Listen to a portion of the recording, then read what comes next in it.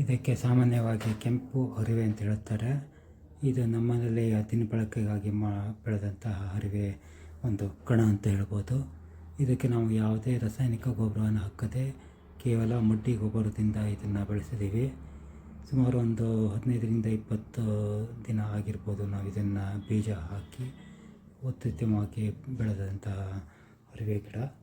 ಇದಕ್ಕೆ ಯಾವುದೇ ರೀತಿಯಾದ ರಾಸಾಯನಿಕ ಗೊಬ್ಬರ ಯಾವುದೇ ರೀತಿಯ ರಾಸಾಯನಿಕ ಔಷಧಿಯನ್ನು ಸಿಂಪಡಿಸದೆ ಬೆಳೆದಂತಹ ಒಂದು ಕೆಂಪು ಹರಿವೆಯ ತರಕಾರಿ ಅಂತ ನಾವು ಇದನ್ನು ಹೇಳ್ಬೋದು.